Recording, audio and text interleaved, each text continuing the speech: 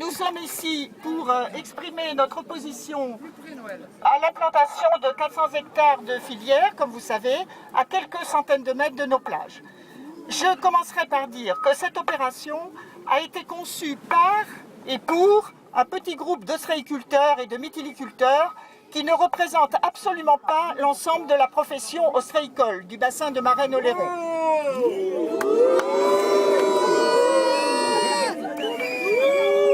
Donc, petit à petit, la population qui n'était pas du tout informée sur le projet et son ampleur a pris conscience de ses effets négatifs. Et vous êtes là, maintenant, très nombreux. Donc, des paysages défigurés, l'envasement à terme des plages, l'interdiction des activités nautiques sur près de 1500 hectares du domaine public maritime, les problèmes de sécurité, etc. Bref, c'est le patrimoine de l'île d'Oléron qui est en péril. Nous demandons à Madame le préfet de Charente-Maritime, à Monsieur le président de la communauté de communes de l'île d'Oléron, aux élus locaux, députés, conseillers généraux et régionaux, de prendre leurs responsabilités face à un projet qui va dénaturer un littoral classé, une zone Natura 2000 et un secteur qui fait partie du parc naturel marin.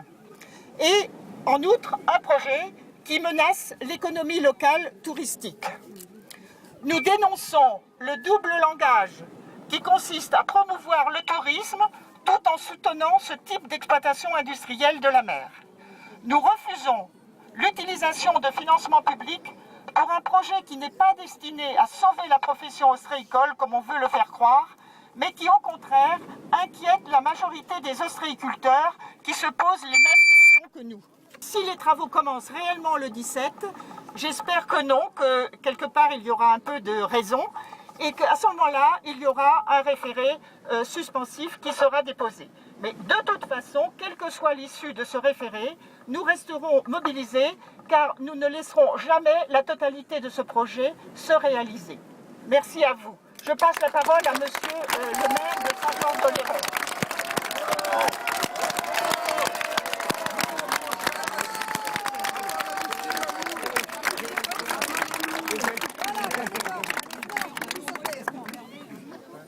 Mesdames, Messieurs, tout d'abord, permettez-moi de vous remercier d'être venus aussi nombreux à l'appel de l'association de la PIMAP et remercier en même temps sa présidente, Madame Domic, qui était à l'initiative de ce rassemblement.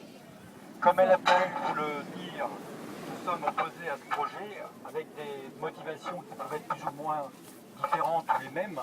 La commune de Saint-Georges a un port de pêche professionnel à Boyarville, et les pêcheurs professionnels sont inquiets pour l'utilisation de ce site parce que ça va leur supprimer une zone de pêche importante.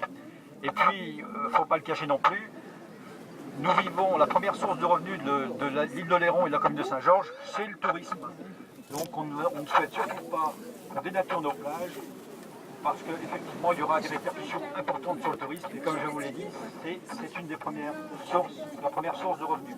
Et je pense aussi d'ailleurs que c'est aussi la première source de revenus des ostréiculteurs et des viticulteurs.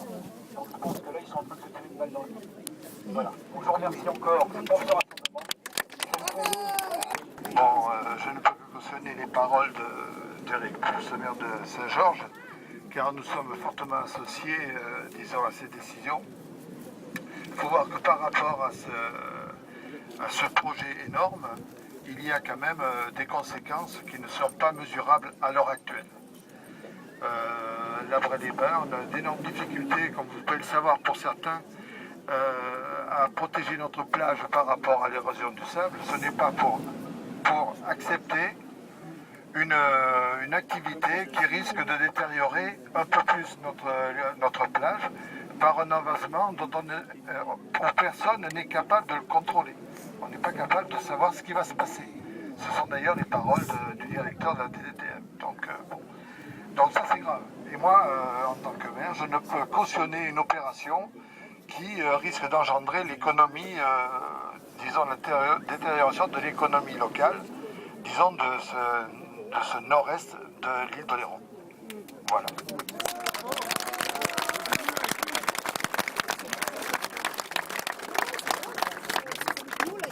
La commune de Saint-Denis s'est associée effectivement à ce mouvement de refus de ce projet pour plusieurs raisons. Pour Saint-Denis, la raison essentielle, si je veux faire court, c'est que Saint-Denis dispose d'un port de plaisance de 750 bateaux. Il est clair que l'Anse de la Malconche est un site de plaisance exceptionnel qui a failli être choisi d'ailleurs pour la voile dans le cadre des Jeux Olympiques qui viennent de se terminer. C'est dire donc tout l'intérêt et l'importance de ce site, indépendamment effectivement des arguments économiques qui ont été évoqués par M. Proust, le maire de Saint-Georges, ou les arguments qui concernent l'envasement des plages qui ont été évoqués par M. Nou, le maire de Labré. Donc Saint-Denis souhaite que ce secteur soit toujours libre et disponible pour la plaisance, et donc s'oppose effectivement à ce projet. C'est vrai que les ostréiculteurs ont de bonnes raisons d'essayer de diversifier leurs activités, de raccourcir leur cycle de production. C'était quand même le but de départ. Le but n'était pas de lutter forcément contre la mortalité, mais d'essayer d'améliorer leur efficacité économique, leur rentabilité, leur productivité. Ça ne peut pas être au détriment du tourisme, de la plaisance et du manière générale de l'économie locale. Merci. Et de la beauté du site.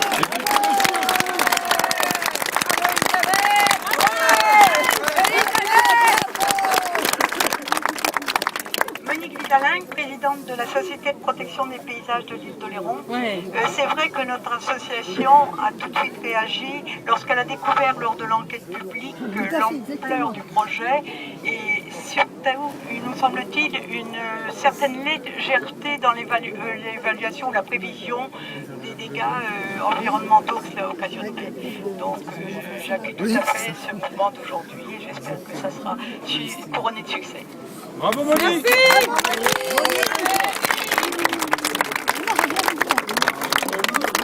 Les bateaux qui exploiteront, on ne sait pas où ils ont leur cale de déchargement, on ne sait pas où passeront les camions dans la forêt, on ne sait rien de tout ça. Ça, c'est un peu gênant, je trouve. Même les mairies n'étaient pas informées. Le cahier d'enquête publique n'était que dans une mairie. Donc tous les autres maires étaient Alors non seulement ils n'étaient pas informés, mais après ils ont été désinformés. On a tout de suite vu l'impact qu'il y aurait au niveau de la pêche professionnelle. Et puis l'impact environnemental aussi. On s'est inquiété qu'il n'y ait pas d'études d'impact de la sédimentation des déchets. Donc on s'est inquiété un peu de tout ça. Et donc en arrière-pensée, évidemment, on avait l'impact financier et économique sur la commune de Saint-Georges. Ici, c'est l'année du littoral. Et on nous met ça en face des plus belles plages de la côte Est. C'est dément. Ce plan d'eau devait servir pour les Jeux Olympiques, si nous avions eu les Jeux Olympiques en France. Alors, on va redemander les Jeux Olympiques en 2016. Alors, en 2024. Ce plan d'eau, sera fichu. Donc, on ira où ? Donc, tout ça, ça montre que rien n'est cohérent. Les services de l'État ne sont jamais coordonnés, ne sont pas cohérents. Par contre, il y a un lobbying très précis qui prévaut. Et ça, nous ne pouvons plus l'accepter. Voilà la raison de cette chaîne humaine.